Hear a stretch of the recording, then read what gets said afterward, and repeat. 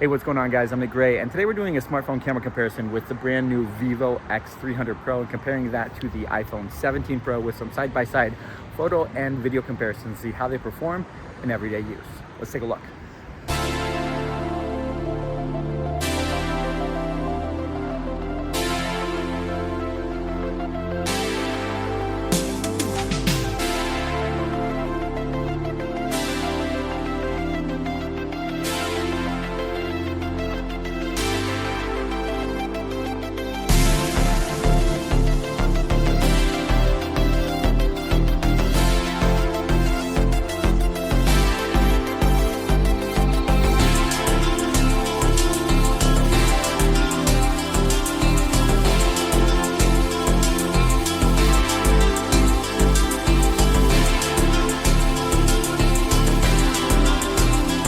And this is a look at video capture from the selfie cameras on these two devices. Now, I do have to point out that I'm typically not that impressed from the selfie cameras that Vivo puts onto its smartphones, but starting with last year's model and this one as well, I do have to say there's a huge improvement here, and it might actually be almost as good as what the iPhone offers. Not quite there yet, but for an Android smartphone, it's definitely one of the best.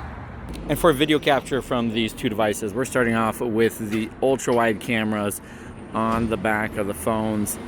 Always great for capturing as much of the scene as possible, but if you want the best video quality possible, that main sensor is always going to give you the best dynamic range, detail, of course.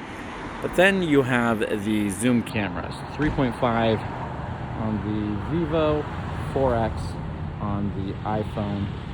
Of course, this 200 megapixel sensor that the Vivo has is much larger than the one on the iPhone, giving you a whole lot more detail than what you would get with the one that Apple's been using on this generation of devices.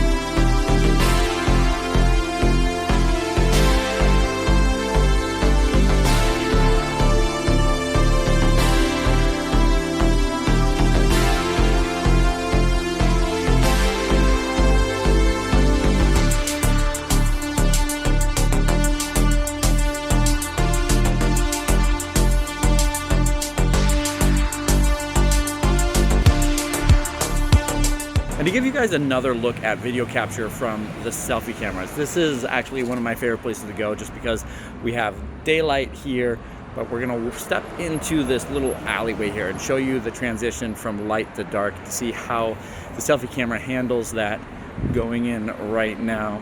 As you can see, the iPhone kind of brightens up the face a little bit more than the Vivo does, but I think the colors actually look a little bit better on the Vivo in this situation. And then we have this high contrast, dark to light looking up there, but I'm gonna flip things around to the cameras on the back side of the phone to show you that same situation with those to see how much better they perform. So now we're looking at the back of the phone with the ultra wide camera going again through a little alleyway back to where there's a little bit more light, and then I'm going to step back into the alleyway again just to see how it handles that transition from dark to light and dark again looking up at the sky to see if it can capture some of the details there.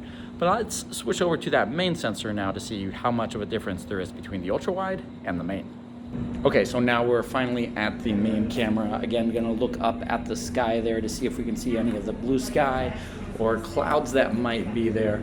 Going through the alleyway again, and then stepping out into the street area, which is definitely a whole lot brighter. Let me know what you think of the results from the selfie camera to the ultra wide, and then back to the main camera, and which one you prefer in this comparison.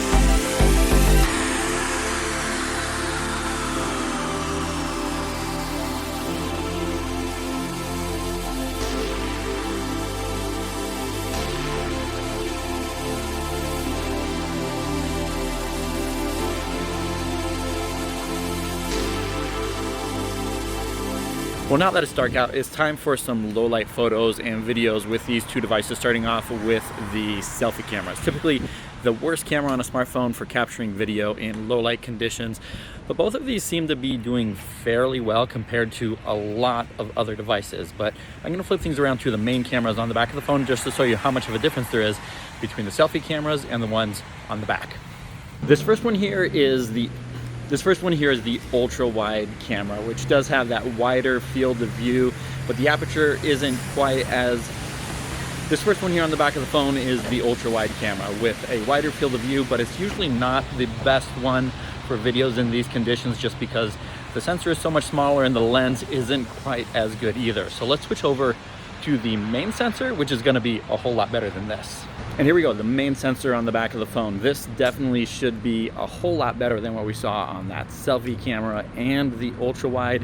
When lighting conditions aren't ideal, this is usually the best sensor on the phone to capture video with. It's just a little bit harder to do, but let me know what you think with that comparison between the selfie camera, the ultra wide, and that main sensor on the back of the phone.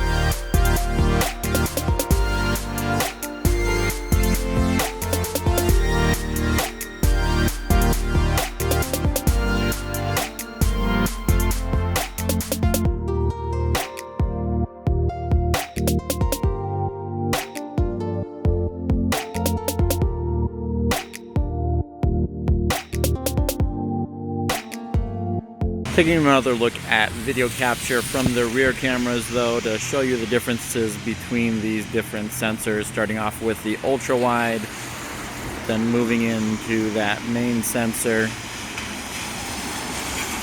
Always going to be the best one for video capture in low light scenarios like this.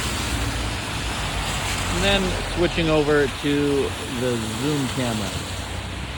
4x on the iPhone, 3.5 on the Vivo. It doesn't get in quite as close, but I think the quality from that video is definitely a lot better than what we get from the iPhone.